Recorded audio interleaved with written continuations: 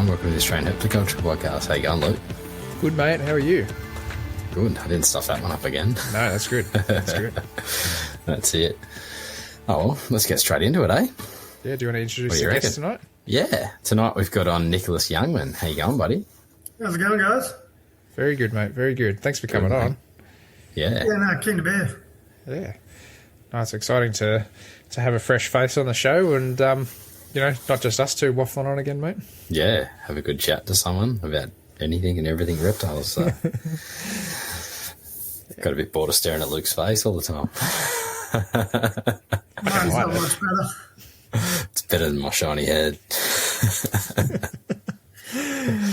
Yeah. Well, at least you got the lights on there tonight, Jason. Last night Yeah, the last time you were sitting in the dark and all I could see was your teeth.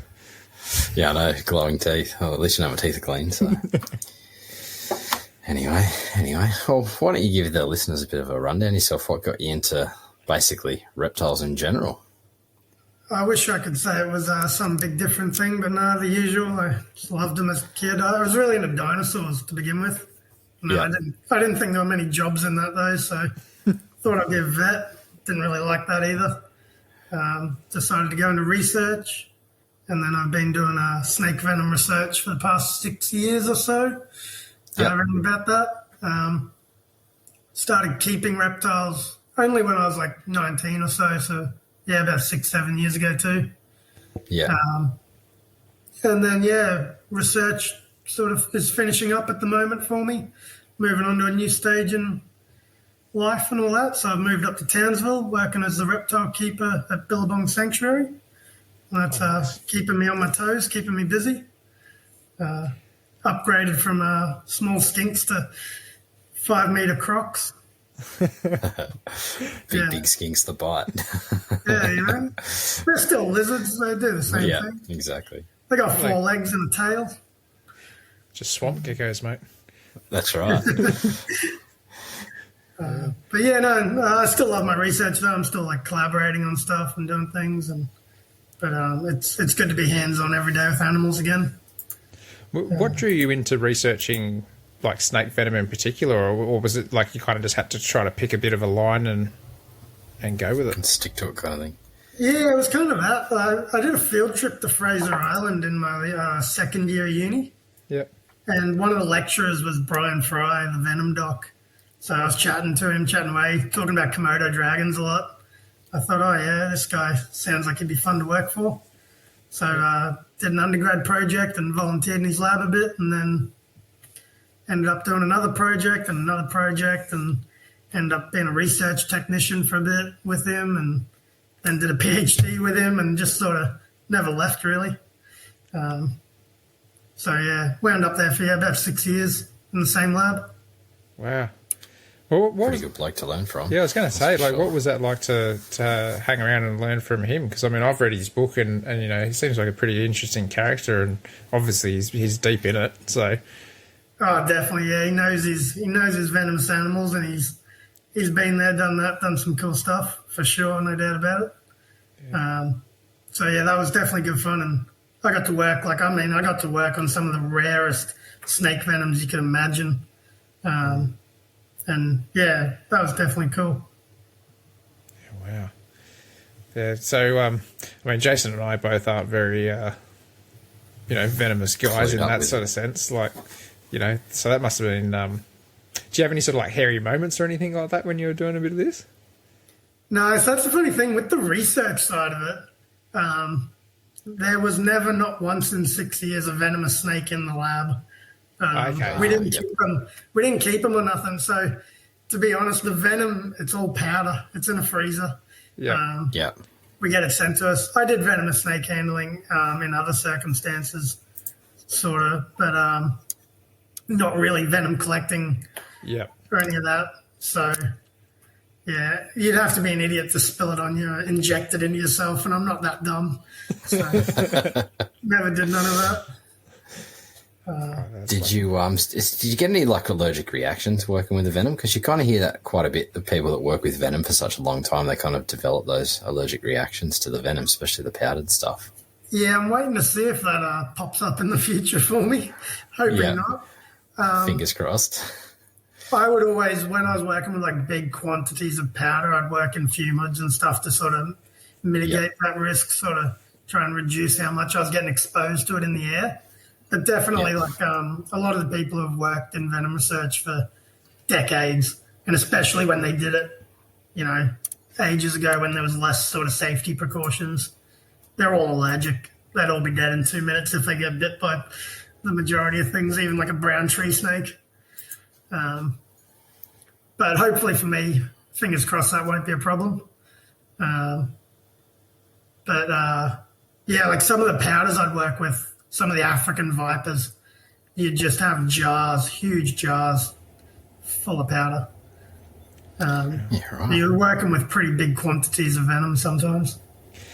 Can you just kind of like run our listeners through how, the venom kind of gets turned from like obviously the venom that comes out of the fangs of the snakes and turned into like the powdered form? Is it just like a freezing process that does that, or?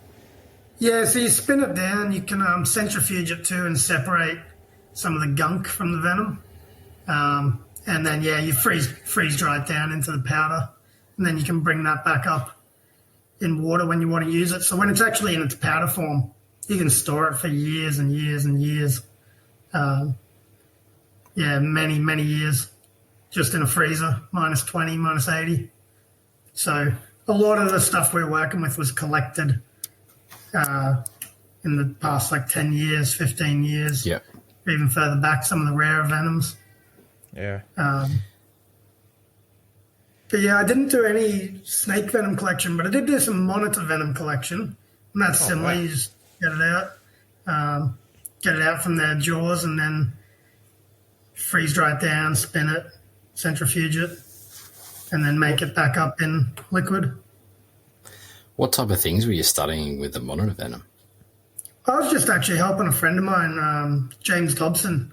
So his whole PhD was on monitor venom research, bioactivities of the venom, just what it does really, because we know so little. Yeah, I did help prepare some skulls for CT and MRI scanning as well. So actually looking at the glands to show people, hey, look, there is actually a gland in there. We're not just making this up. What species in particular were you looking at when you were doing the monitors? Did you kind of do like a variety, or was it like just Komodos, or? Yeah, he had a variety of skulls, Parentes, Scalaris, Tristis, a few others. So, his whole PhD was based on just the varanids and also the Gila monsters. So getting help with that was really cool, because that was like the first thing that drew me into that lab was the Komodo research. Because, Komodo dragons, come on, who doesn't want to study them? Awesome. They're only the biggest lizard on the planet, Yeah. But, none of the monitor lizards are, at least from what we can see, like they're venomous. They've got, well, some of them are at least, and they've got some kind of venom gland and venom toxins, but it's not like snake venom where you're worried about it as a human. No. You're not going to be worried about the venom side of it, more the side of the teeth shredding your tendons up. Yeah, I've only personally really ever kept little stuff, and like being hit by Ackies and Tristis and Scalaris from time to time, like you could tell that there was something more there than just teeth. Like, you get like that weird sort of like aching, throbbing pains and stuff like that through your hands, a bit of swelling and stuff. Like, you're like, if that was a snake bite, you wouldn't get that, as in far as pythons go, but yeah. Yeah. And you get some of like the Asian water monitors, people bleed for, way longer than you'd expect from just the bite that they get. And same as even like the Tristis and some of the Ackies and other ones, people say they seem to have those effects that just don't really add up to just a little bit of a cut, Yeah. I haven't been nailed by, touch wood, any monitors yet. Before moving up to the zoo, I've only kept rusty monitors privately, and they're only still young. But now I'm working with, Lacey's, Parentes. I'd rather not get nailed by one of the big Parentes. They keep you a little bit nervous. Yeah. Yeah, they're a fair size, those ones. Yeah, we got one big boy he's massive, and he always is just watching you the minute you enter the enclosure. Eyes are on you. They don't come off. Yeah, there's something raptor-like about them. They just switch on.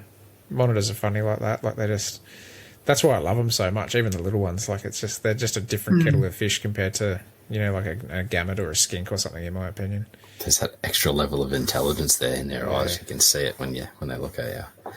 Oh, you can see them thinking for sure. Yeah. You were saying you would have you done your PhD or are you currently doing it at the moment?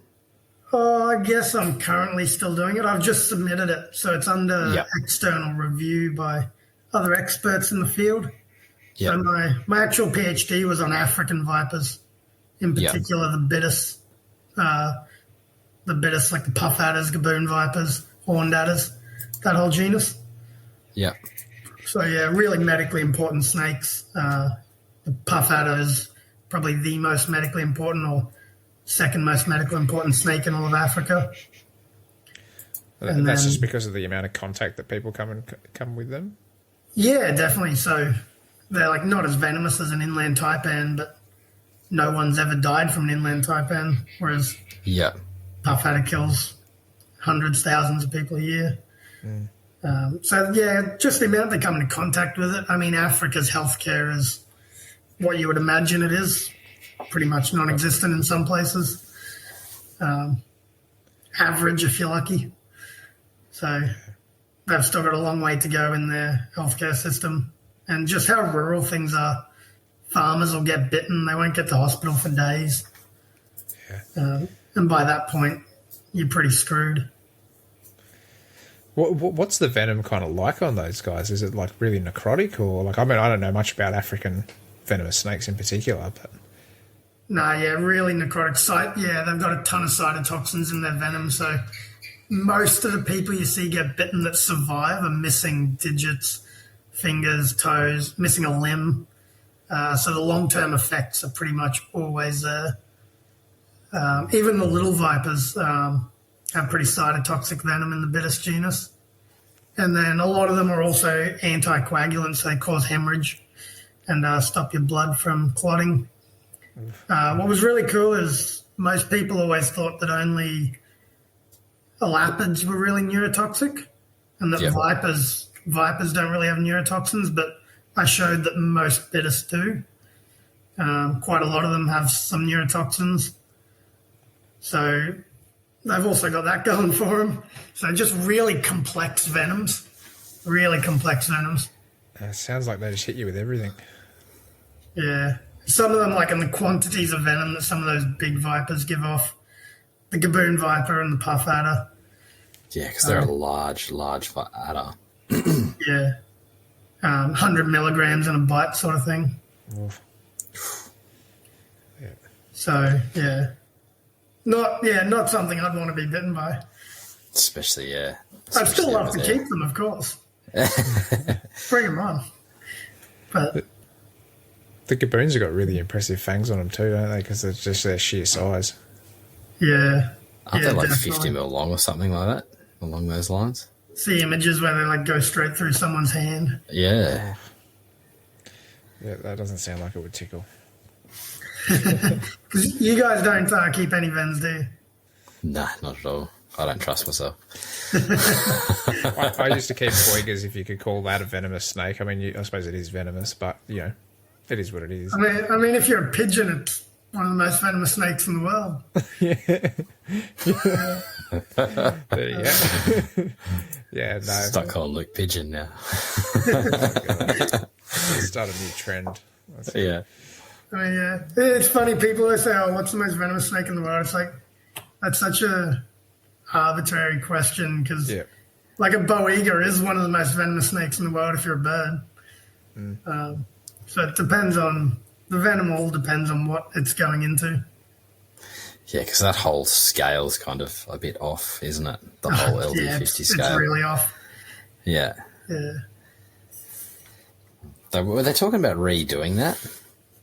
I don't know what their plan is, but I don't really look into it that much because I think it's just a load of rubbish. I mean, who cares how much venom kills however many mice? Exactly. We're not mice. 50 people. We're very different from mice. But I guess, gives someone something to talk about. I'll go to Australia. There's this many of the world's deadliest snakes there, kind of thing. Yeah, people love to put it in a category or something, right? Make it easy. Yeah, that's right. Well, that's the thing. Yeah, everyone loves to put stuff in categories. So some of the research I did just towards the end of my PhD was I collected blood from different animals like cane toads, blue-tongued skinks, chickens, mice, and then we had human blood as well. So looking at like how the same venom affects all these different animals' blood, and you'd have completely different effects. So the one snake venom would do 4 different things depending on what animal's blood you were testing it on. Jeez. That's crazy. Can you? So yeah. Like, what do you mean it was doing to the blood? Like, just can you elaborate? So for one of them, the horned adder, really, really cool little African viper. It'd clot amphibian blood. It'd stop lizard blood from clotting. It'd stop chicken blood from clotting. And then for rat blood, it would clot it, but they'd be weak clots. So a different effect again. Yeah. So obviously it relates to their prey, right? They don't feed on certain snakes, only feed on one thing.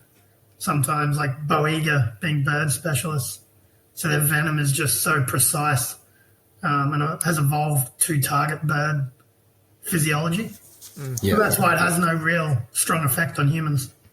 And you see that a lot with a lot of the snake venoms. They have completely different effects on their prey than they do to humans or rats or something they don't eat. Yeah, it's definitely pretty cool. I'd love to learn more about that stuff, but I'm just like, every time I read a scientific paper, it just goes straight over my head. I get some bits of it, but yeah, no, that's definitely interesting to hear. Did you do much work on Australian snake venom or any sea snake? Because I know Brian was pretty into his sea snake venom. Yeah, I did. In his book. I didn't do too much on sea snakes. What I did when I first started the lab was my whole project and my first paper I published was on mud adders. So the Denisonia genus, the divisors, and then the ornamental snake, which I still haven't seen in person, which annoys the hell out of me. Spent like 2 years studying that. Divisors you can find. I mean, you go herping anywhere on the East Coast, inland a little bit, and you're probably going to see one. Yeah. But the ornamental snake's pretty rare, and I haven't managed to crack that one herping yet.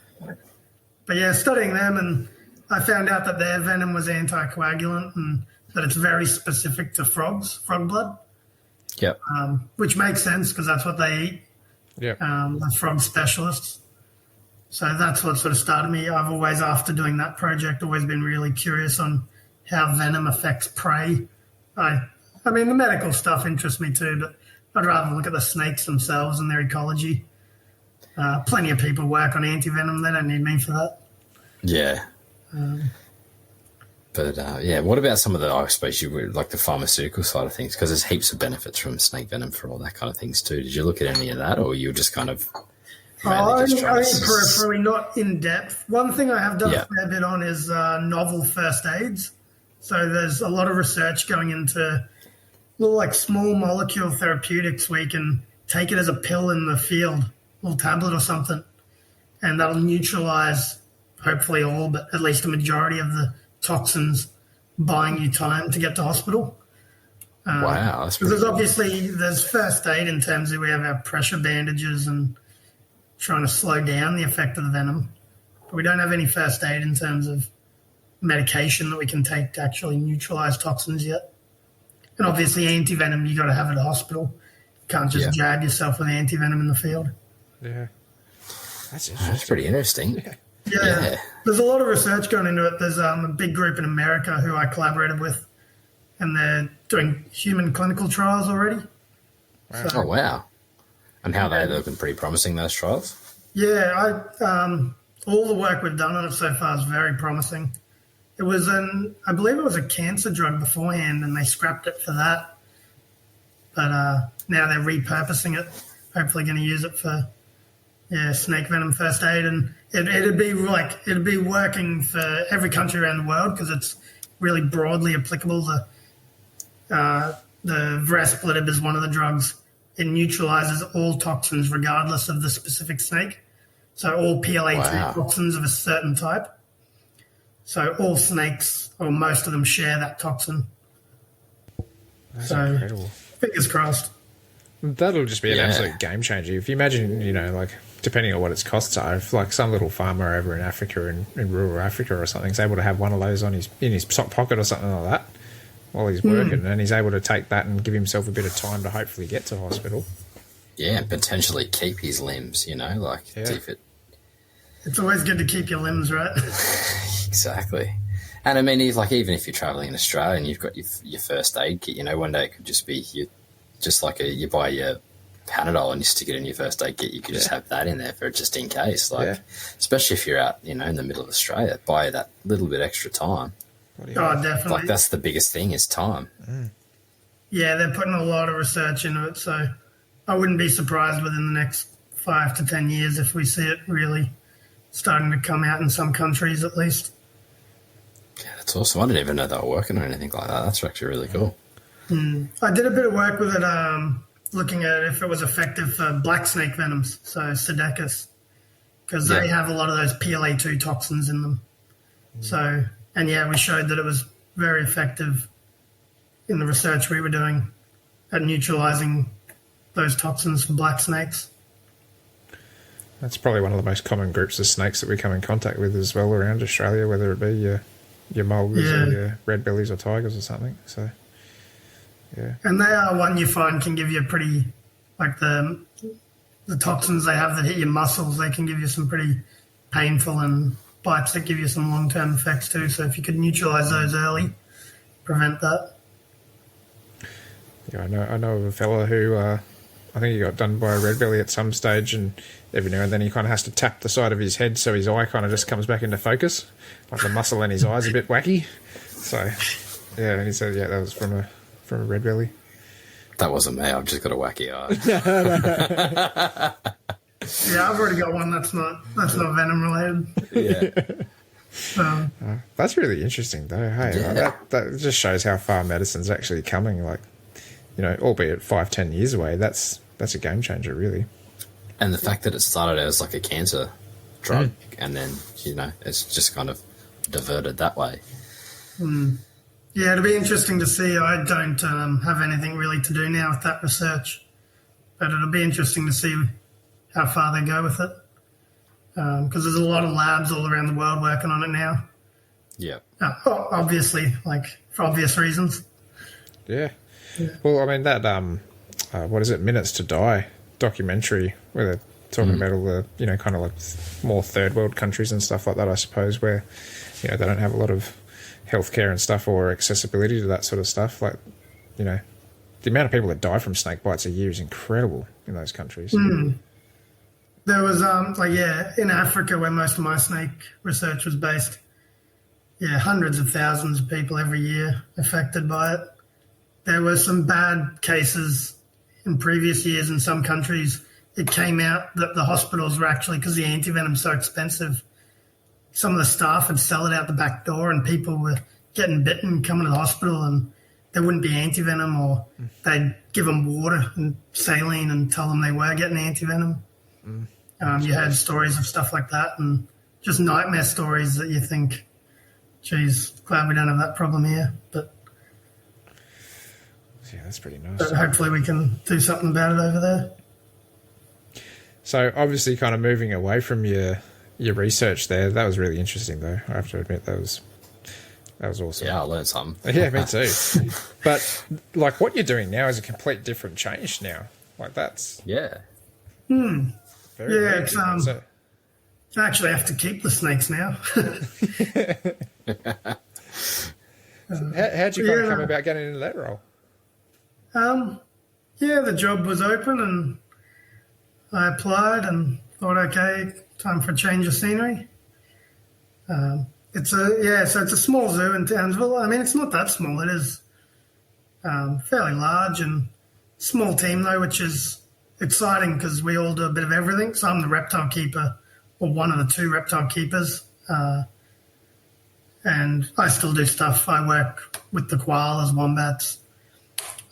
do a bit of stuff with the bird department as well. So getting to work with a lot of cool animals, not just the snakes and lizards. Not just the venom, the dried venom. Yeah. No, yeah, it's good after all these years. I always said that I probably would never keep venomous snakes, and here I am keeping inland taipans and coastals and mulgars and tiger snakes. So, See, I've never actually been up to Billabong. I'd love to go there, I think. coming up, you can help me feed the crocs. Oh, don't tempt me. The offer's been made. Now you got to come.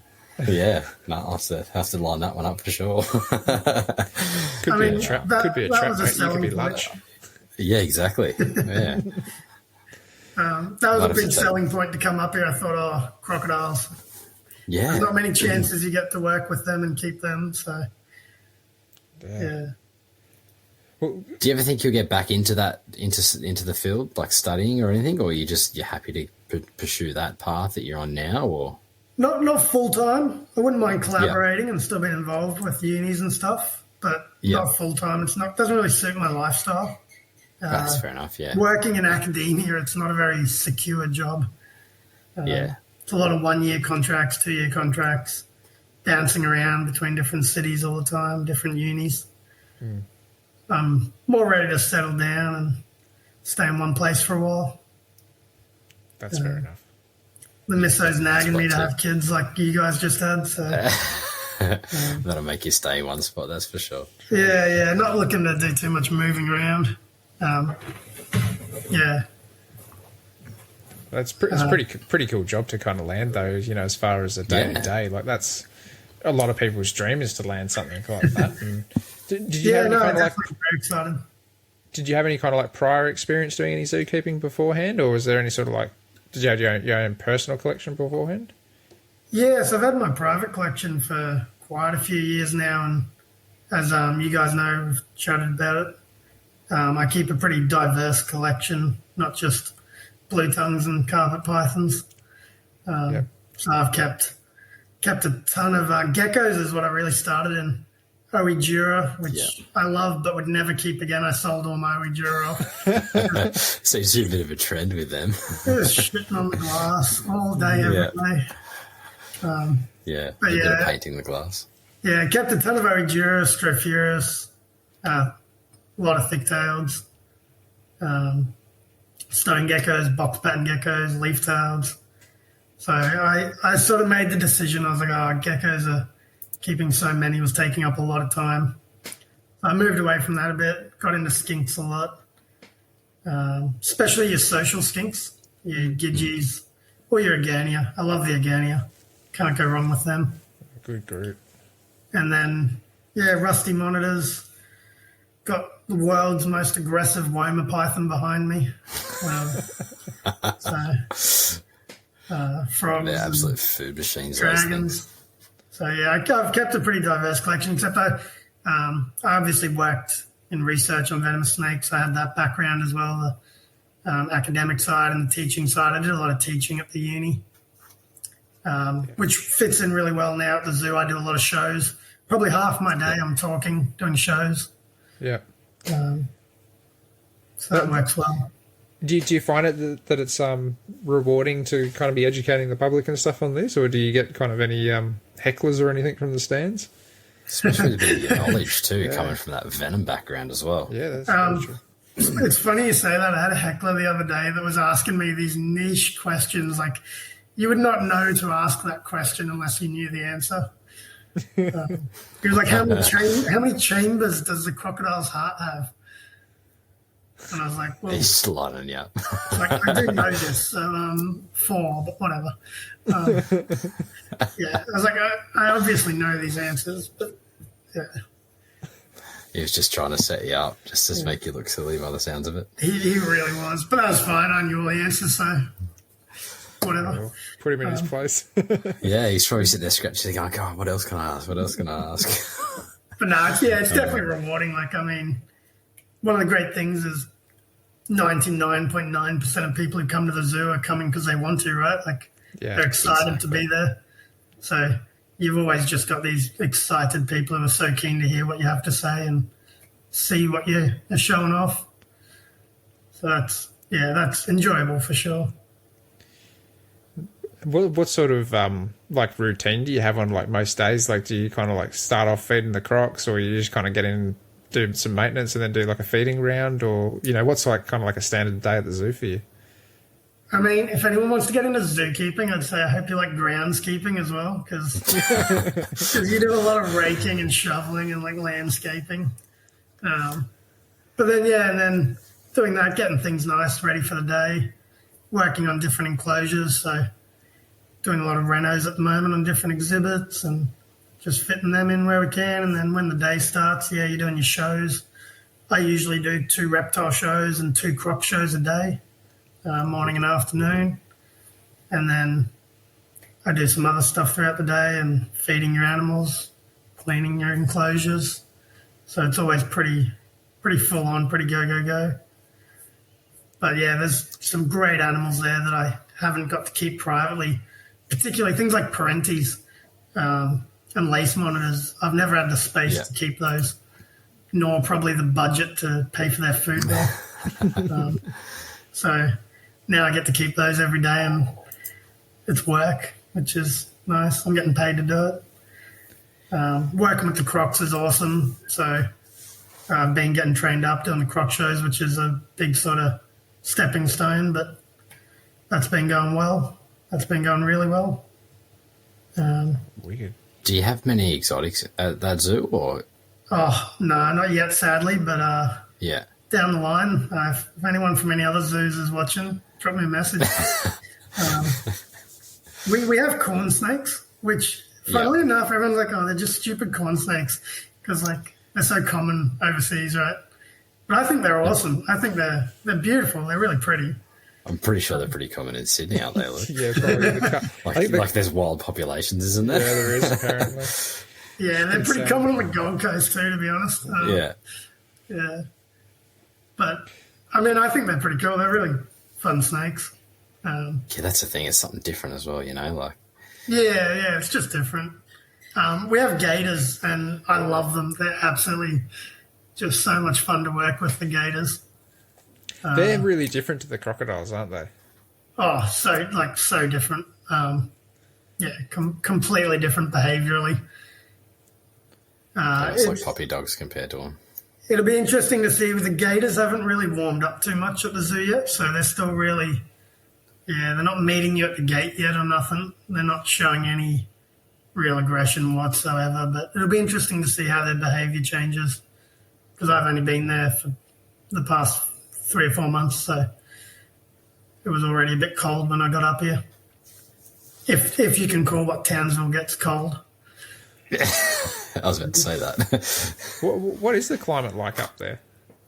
Hot. It's similar to Cairns, isn't it? But not as humid and hot. No, not as humid. I feel like it doesn't rain as much down here either. Yeah. But I think the coldest nights we had in winter, in the dead of winter, were like 10 degrees. Oh, yeah. That's the pretty days were still 24, 22, 25 in the dead of winter.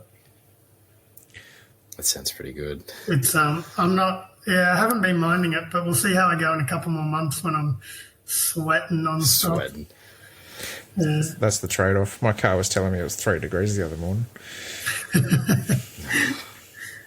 I'm looking forward to the herping season up here, because it should be really good. And I live out on acreage actually too, so oh, beautiful. the mountains Is are on that my your doorstep. first season up there? What's that? Is that your first season up there? Yeah, it will be, yeah. I've done some herping trips up north before, but I mean, I'll be out every weekend looking for stuff to photograph. Is your missus into herps as well, or? Not really. She doesn't really come herping, but she likes our private collection. She'll feed. Yeah. If it's not the snakes, she's not real fussed on snakes. But all the lizards, especially all the dragons, she loves all the dragons. Because I'm keeping some long-nosed dragons, some peninsula dragons as well. So she loves them. That's wicked. Yeah. Definitely not your run-of-the-mill beardy. No beardies. But yeah, and then I was going to say no blue tongues, but I have a western blue tongue and a shingleback. No, The Westerns are normal awesome, though. blueies. I love the Westerns. Yeah, I've got to get I was some more of gonna them keep for blueies. sure. Yeah. When I was living in Brisbane, I had all these plans to do big outdoor setups for the Western blueies, but I don't think it'll work in Townsville. Too humid. Yeah. They're pretty arid little guys, aren't they? Yeah. Same with the shingleback. I would have loved to keep shinglebacks outside, but I'd never even attempt it up here. Yeah. That's a species that I'd love to get to, but I just don't have the room, and I wouldn't want to do them outside here either, especially with how wet that it's been here. That's just... Yeah. I mean, I keep mine in a pretty large tank, and even then I look at him every day, I'm like, it's still not big enough. You know, there are species that roam around.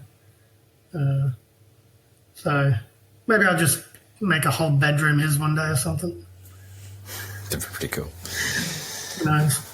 It's not a bad thought. I've often thought about just stripping this whole room, putting a couple of big trees in it and a whole bunch of red sand on the ground and getting a couple of gillini out and just going, that's it. Yeah. I mean, that would be fun to walk into, right? Be pretty cool. I wouldn't Pretty mind. much be herping in your room, trying to find them, and it'd be pretty cool. If you put enough logs in here, it would be nearly impossible. You have to spend hours to find the buggers. Yeah. Hopping Do you mice get out in here. herping much at all, or? Yeah, a fair bit. I try to. The local spot back in Brisbane was always Mount Glorious, so Yeah. that was all right. You get death adders up there. They're always fun to see. Stevens banded snakes, Yeah, we could. big carpet pythons, pink tongues. But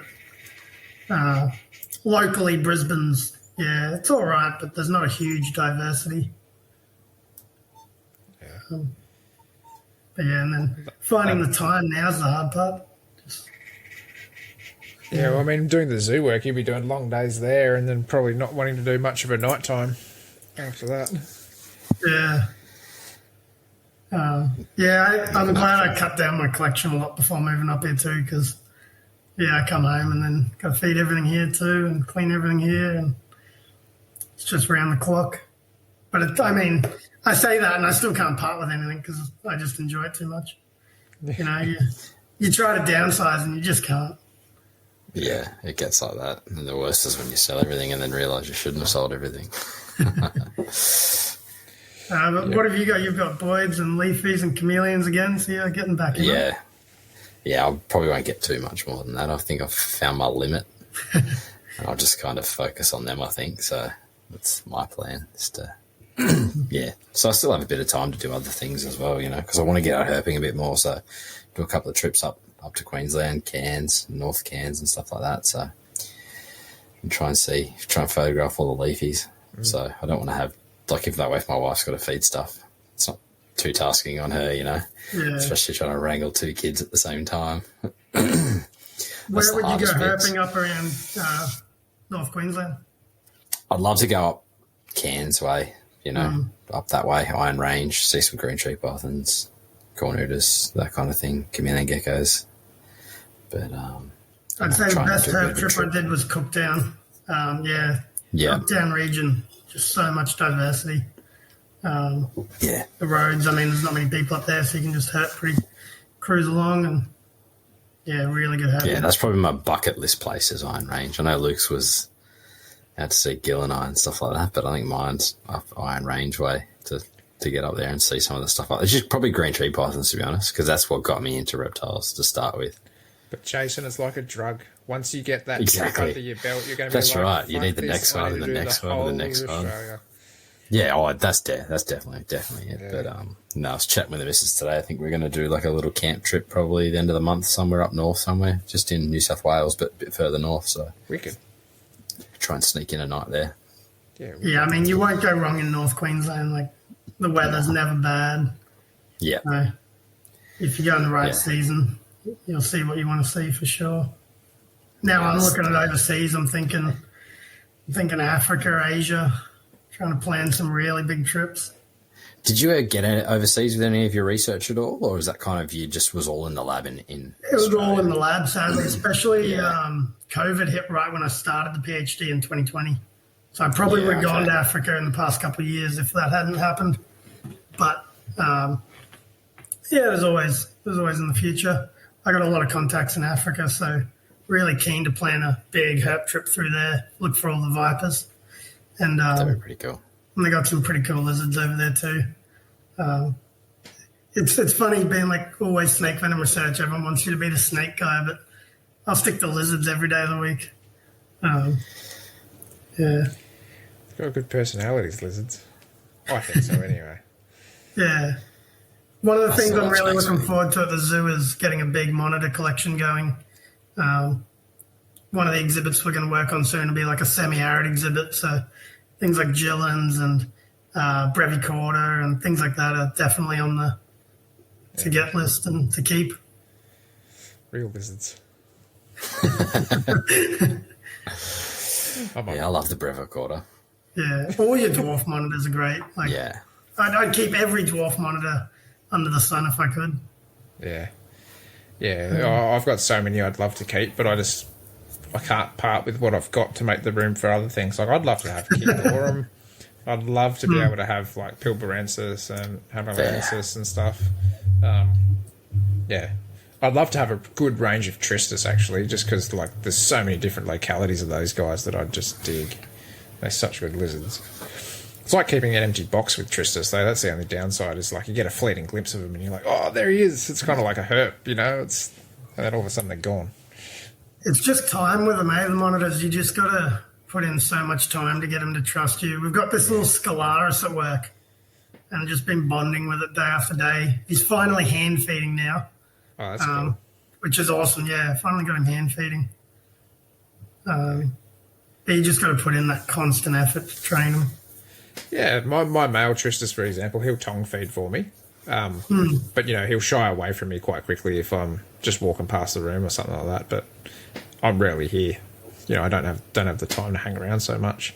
My Gillins, though, Gillins are just a different personality again. They'll all come out and tongue feed. Like, they're brazen little Gillins. Those things. That's why I keep so many of them, is they're just so... I don't have to do anything to train them, if you know what I mean. Like, they're out all the time. They're ready all the time. How do you find your boy Loki for handleability? Found out she's a girl because she laid eggs on me. Nah. I honestly think that, like, if I had the time to seriously put it into her, she'd be pretty good because she's a smart lizard. Like, at some stage, I did have her kind of trained to kind of, like, walk up my arm for food and stuff, which was pretty cool. But never bitten when handled, but I don't handle her a lot either. You know, like, I don't see it that way with her, and I don't kind of plan to just do, like, you know, 3 weeks of hard training and then all of a sudden not do anything, because it's like, what's the point? Because that's just going to go off her. But, yeah. She's one of those animals that I'm really struggling with at the moment, just because in my head I'm going, you've gotten to such a stage where you're bigger than what I'd like you to be in this enclosure, and I can't give her more, and yet she's one of my favourite lizards, so I'm kind of having that dilemma where I'm starting to reach out to a few close friends and stuff and kind of go, hey, do you reckon you can give her way more than what I'm doing? Because that's what she deserves. And it's a heartbreaking decision, but, you know, it is what it is. You got to do the right thing by the lizard at the end of the day. It's, too cruel to keep them otherwise. But bloody cool lizards. But yeah, mangroves, man, they've got a bad reputation of being pretty psychotic. I'll give them that. I should have some soon, so I'll find out for myself. Yeah. Looking forward to keeping mangroves and seeing what I can do with them. They're one of those ones that I mean, I haven't delved too much into it, but I haven't heard a lot of people having, like, really good success with them as far as, like, handability and stuff goes, just because of their temperament. I don't put it past them. I think they're a very smart animal, so I don't see why you couldn't. Like, at the end of the day, they are a monitor lizard like most, but I think it might just take that little bit of extra time and patience with them. Yeah. It's so hard with your large monitors, because even when they're being nice, they can hurt you so easily.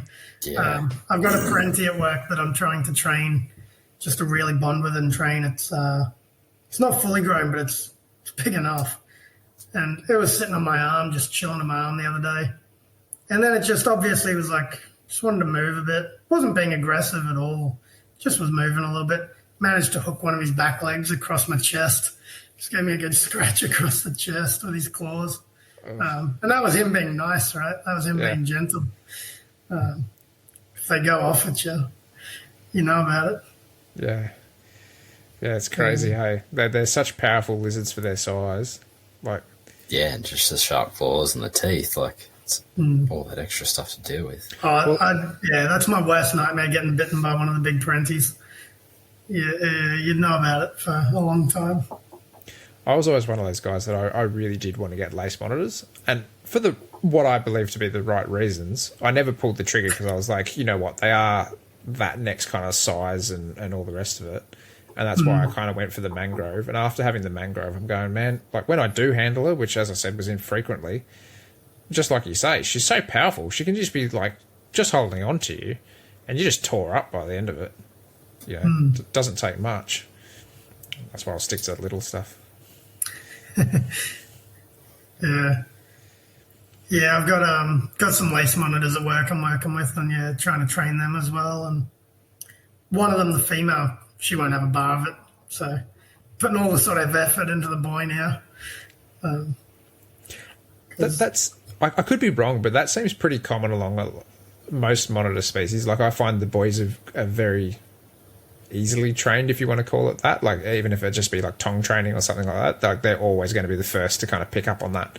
Whereas the girls seem to be a bit more wary. I wonder if it's like a maternal instinct kind of thing.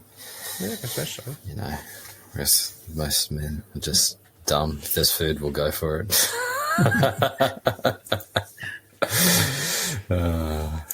Dangle a six-pack in front of me and I'll follow the tongs as well. Too funny. Yeah, that's funny. But no, yeah, I do love big monitors, but it's just that I've always wanted to keep laces as well because obviously, like, they're, you know, from this area, so I could keep them in an outdoor pit. But yeah, there's just that size factor that, you know, I wouldn't trust them around, like my kids or anything around them kind of thing, you know, like it only takes just that one thing and, you know, you can lose a finger kind of thing, so... That's why I reckon you're in the best position, though, mate, is because you're getting paid to look after them at the zoo. Exactly. You don't have to bring them home. You can just do it on your daily basis as your job. Yeah, it is. It's a good way to do it for sure. I was thinking for you guys, heath monitors would be a good one to keep down there too. Yeah. But yeah, because they don't get as big as your laces. No. It's beautiful when they're hatchies too. Stunning. Yeah. Well, I better put that on my bucket list now too. Yeah, I'm just restricted to space, so I don't really have that much space. You keep going the way you're going, mate. You're not going to be able to fit in there to do these podcasts. I know. You saw these enclosures behind me. They're huge, so there's not much space in front of them, so it'll be a little tight little space. I'm utilising as much space as I can, let's put it that way. I like what you guys are doing there too. Say with your leaf tails, your chameleon geckos back there. It's just so much more enjoyable seeing them in the big tanks. Oh, definitely. Definitely. Even your geckos, people keep geckos in like tubs and it's like, no, it's not right. Yeah. No, I just love coming in here at night time and everything's out and hunting and you can actually see it easier and all that kind of stuff, you know. It makes it more enjoyable for me. Like I'm sure the animals benefit from it, but at the end of the day, coming here and being able to just see everything, it's just, I like it. Yeah. I came in here last night and I was like, I wanted to check on the Galliardus because I was like, I haven't seen all four of them in one kind of like outing since I got them.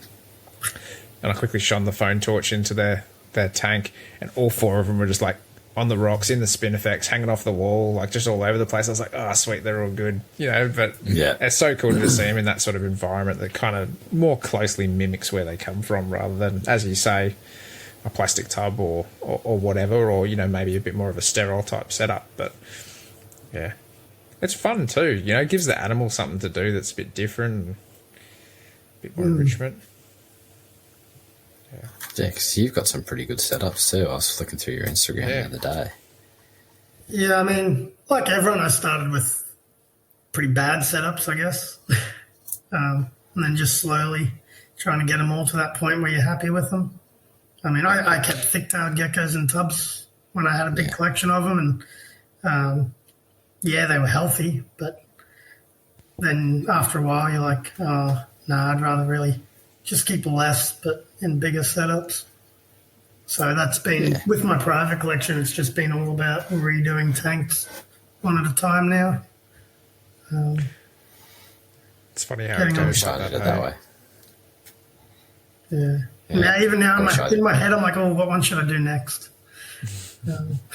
I've just got 4 to do straight away, which I'm like, I should have just done one at a time, but well, we'll get there. I think my next big project at home will be, I've recently got some Boyd's Forest Dragons, so I'd love to do a huge, just massive enclosure and house my Boyds, my leaf tabs, and my pink tongues together. Yeah, that'd be cool. But yeah, just the size of the tank, I'm trying to decide how big I want it to be. Oh, you're giving me ideas now. Because I thought about doing like a big floor-to-ceiling one for the Boyds. Because I've got them in like that's a 1200 high, but I think my room's 2 meters high, 230 or something like that, 2030. So I thought of just doing floor-to-ceiling and 600 deep by like 1200 wide. But then I could keep corneritas in there as well. Yeah. Pretty cool. That'd be wicked. Yeah, I think the corneritas, they'll get along with Boyds. Have you kept them with Boyds before? Or always? No, never. I have heard of people doing it. Yeah, I've heard of a lot of people doing it. But and one way they got around it was just having like, like you have your background, but then you have like something like with like a 20 mil gap or something against the background, so the geckos will stay in the cracks. Boyds can run up and down, whatever, and they won't piss the geckos off too much. Like give them somewhere they can get into, so that way they're out of the way, and then the Boyds will just, I don't think the geckos will annoy the Boyds too much, but, Boyds like to run around just a fair bit, but giving them that little bit of a crevice or something that they can get out of the way of the Boyds running up and down the background, up and down the branches and stuff. Wouldn't stress them out too much. Yeah, I'll have to give that a try. I can see that working pretty well. It's definitely a good idea. Yeah, I like the idea of keeping things, obviously with limitations, and you've got to monitor it and all that kind of stuff, but I like, having certain things that kind of come from the same area. I think the biggest thing is just the space. If you give them enough space. Yeah. Yeah, definitely. Yeah, I mean, the more space you can give them, the better. And obviously if you can give them little, like, micro hides and habitats and stuff as well away from them, will benefit them as well. But, you're not going to keep green tree pythons with your Boyd's Forest Dragons. Taronga Zoo keeps a green tree python with a bunch of green tree frogs. Yeah, I think I haven't seen it, but I've heard a few people say that. Well, I was watching which is pretty interesting. Yeah, they have like their own TV show or whatever that occasionally comes on. They were talking about how the frogs were harassing the green tree python, so the green tree was stressed out and not shedding properly and stuff. It's like, that's a bit interesting. Big enough bloody green tree frog would have a crack at the green tree python. Yeah, they're pretty brazen. Hey, like even my magnificent tree frog, when I go to like tongue feed, that thing just launches out of the tank and lands on my head, pretty much. Yeah. Try to eat my ear. Yeah. Funny. An interesting joab you see in the zoo sometimes is coastal taipans with like different pythons. Yeah, right. I'm not sure I'm game to try and get nailed from above and below at the same time. You're probably more inclined to get nailed from above than you are from below. Yeah. But I remember seeing a picture of, I think it was a taipan trying to mate a python. I think it was in a zoo. It was in an enclosure. I think it did the rounds a while ago on social media. That gives some feisty hybrids. People always worry about that, don't they? They're breeding this with that and they're going to make this. Venomous pythons. Madman. Have you got any sort of like big plans for your private collection at all? Well, I'm still in two minds about like, should I downsize more or... I think, I'm really happy with like what I've got at the moment. I would love to get more of certain species, like more western blue tongues, maybe more shinglebacks, if I can figure out how to keep them in a bigger setup. Yeah. And then I feel like I'm keeping most of the things I want now privately. Centralian blue tongues I still don't have. So if you're breeding them this season, anybody, drop me a message. I think they're awesome too. Because I did that research with blue tongues last year for a while. So sort of got hooked on them a little bit. I do think they're pretty cool. What was that? Was that the snake venom one? Yeah, that was proving they're resistant to red belly blood. That's right. Yeah, so, Cool. that was a fun thing to actually prove and figure out. And I proved the monitor lizards weren't, or it seems like they're not. But yeah, that was interesting because I collected blood from like Parentes and Mertens water monitors from very nice tame ones that some friends have though, not ones that were trying to kill me. And then I collected blood from a lot of blue tongues as well, but did it obviously in a very ethical way where we didn't have to actually sacrifice any animals for research. Yeah, oh, that's good. Which is good because I probably wouldn't have done the research if I had to do that. Yeah. So just small amounts of blood from multiple individuals. Yeah. But yeah, it's funny, the blue tongues, they're not easy to get blood from. Yeah. Not easy at all. What's the sort of procedure that you have to do? Me and Josh Linus from Unusual Pet Vets, he collaborated with me on the research. So I'd restrain the animals and he'd go in from the caudal vein along the tail. Yep. And that vein like runs along the spine almost. But say you've got, I collected blood from shinglebacks and you'd have these perfect tails, animals that look perfect and are perfect, healthy and all that. And they've just got this weird thing where even if their tail's straight, the spine would be zigzag or bent to one side, or it just wouldn't be straight. So the vein wouldn't be where it's meant to be. Oh. Wow. And then, like most reptiles, they can just retract their arteries, it seems, and just sort of retract blood flow. So you'd get it and you'd start getting a little bit of blood coming out into the needle, and then they'd just stop bleeding because they decided to, I guess. Wow. Do you think that's got something to do with, like, if you're taking it from the tail, that they can drop their tails and possibly control the arteries in the tail or something? Probably, yeah. Although they can do it with their limbs too. Like, that's how crocs survive. You see crocs that are missing limbs. I mean, if anyone cuts your arm off in the river, you're going to bleed out, right? Yeah, exactly. Yeah, well, they can, lose a limb in a swamp and they no just infections or anything like that. They just don't bleed out, don't get infections, and they survive. So, yeah, there's a lot we don't know about just how in control of their own bodies reptiles are, I reckon. They are fascinating, aren't they? Yeah. Yeah. So that's why I love reading, like when I do understand certain bits of, papers and stuff, like learning that type of stuff. But I mean, there's a lot of stuff that goes over my head, but I'll still give it a crack and read it. But yeah, it's good. It's one good of the big things I would have loved to have done research on was the social side of skinks. Sociality in the Agania and stuff. I find that really fascinating. Well, the Agania in particular, a lot of them live in big family groups, right? So yeah, and just why, and how do they know their family? Yeah, Why do they stick around? Yeah. Geez, that'd be pretty hard to work on, wouldn't it? Yeah. Oh, man. Become like a skink psychologist. Yeah. Almost. So. I think there's some people in Western Australia working on it with some of those species. So see what they come up with. Oh, that's wicked. That'd be pretty cool. So I have to try to read that paper when it comes out.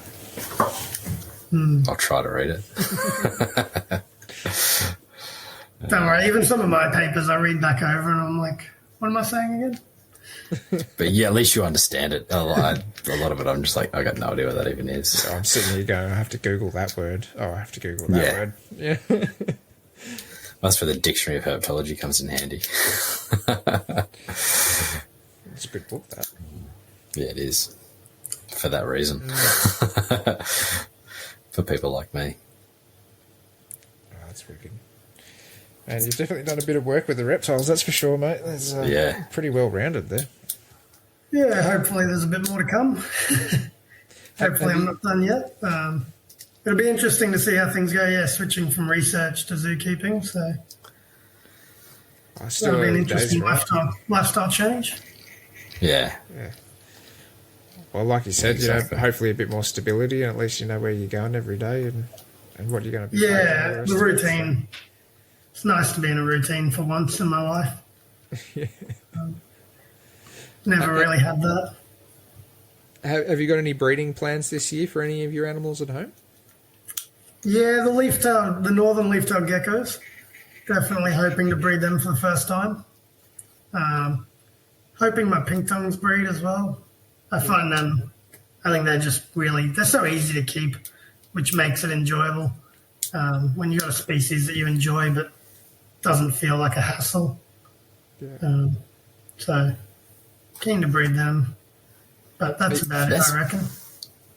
They're one thing I'd love to keep one day, I reckon. If I did that big Boyd's, some of them. Yeah. I'm really tempted to, even now I've got a fairly big tank for the pink tongues. Tempted to put one of the leaf tails in there, see how they would go together. Yeah, right. But there's always that risk, it's just like... Yeah. Yeah.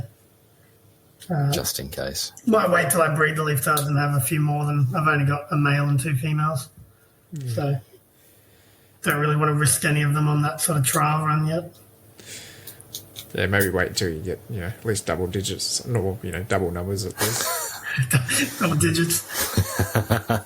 Hey, good season. That wouldn't take much. Nah. No, probably not, no. What, do you get 2-3 clutches a season from leaf tails? You can get 4 or 5, depending on the female, yeah. 2 eggs, so it all depends on your female and how good she is. And I've had some females that only give me 2 clutches. I've had some that give me 4. It just depends. Yeah. But you'll find they give you the same amount of eggs every season. Okay. And you get to that. Yeah. But, it's better than Stropurus where they just keep giving you eggs. You take the male away, you still get eggs. Yeah. That was the worst thing I found about Stropurus was trying to stop them laying eggs. Yeah. And you just want to keep feeding them too because you're going, you're skinny, you just laid eggs, and then all of a sudden that crickets, you just fed them. Oh, that's enough energy to produce more eggs. Yeah. So... I don't keep any more Stropurus, but the Elderai, the jeweled ones, I wouldn't mind grabbing some of them if they come up. They are pretty neat little things. Beautiful. Again, semi-arid. I love a good semi-arid setup, doing them with some spin effects. That's just very, very appealing visually, semi-arid is. They are. Yeah. Speaking my language. I just love rainforest stuff. Yeah. Oh. I do too. I'm still working on the bioactives. Yeah. I enjoy the good rainforest things. I just find that I don't know what it is about the arid stuff. I'm just fascinated with the land, I think, more than anything. Different strokes for different blokes. That's it, mate. That's it. Nothing wrong with it. Anyway. All right. Stuff. Yeah, that was awesome. That was good. I learned something tonight. That's actually it was good. I learned multiple things, I think. Yeah, same. I love talking about Venom because I don't understand a whole lot about Venom. So it's always good hearing about it. Yeah. It's 6 years later and I'm not even sure I still understand it yet. It's just, so complex, the Venoms, and so much going on there. But it's reptiles in general, though, too, there's so much that's got to be learnt still about stuff that we don't know about, which is but that's the problem with science, is it doesn't get enough funding to study all that stuff, Yeah. I think Venom's one of those fields where it's lucky. It's it meets the middle between reptile research and medical. I mean, if you ever go to an ecology conference, there's 10 guys there. Go to a medical conference, there's 10,000. Yeah.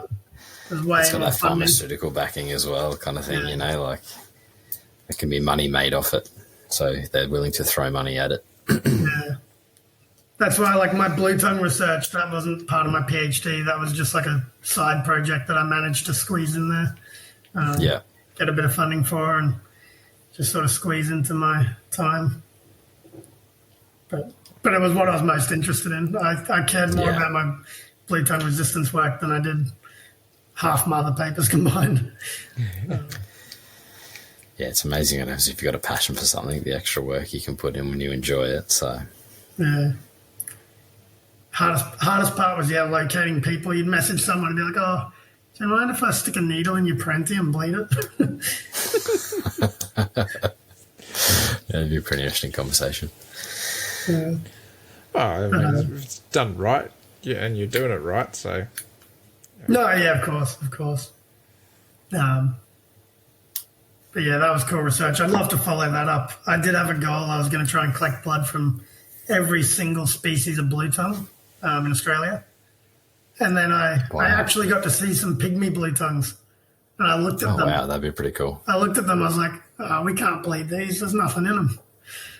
They're too small. That'd have been pretty cool to see, though. Yeah. Oh, yeah, very, you look at them and you're like, that's not a blue tongue. Cool little critters. They're definitely different, aren't they? That's for sure. For sure. Oh, well, thanks for coming on, mate, and having a bit of a chat. No, it was good. Yeah, it was good to have a chat, guys. Did you want to throw out anywhere where anyone can follow you if you want to talk a bit more about Venom or something like that? Yeah, if anyone wants Instagram, Nick's Nature, I post random things, whatever I feel like on the day, so you might see something interesting. And, feel free to have a chat. And, if anyone's ever coming up to come see me at Billabong Sanctuary, have a chat up there as well in Townsville. I'm always there. Oh, wicked. Good stuff. All right, mate. Well, thanks again for coming on. And, guys, we'd like to say a massive thank you to Eric and Owen and the rest of the MPR crew for having us. If you'd like to contact them, it's best to find them at moreliapythonradio.com and email them at info@moreliapythonradio.com. Make sure to follow the MPR network on Facebook, Instagram and YouTube. And as far as contacting us in our social media platforms, you can email us at australianherpetoculture@gmail.com.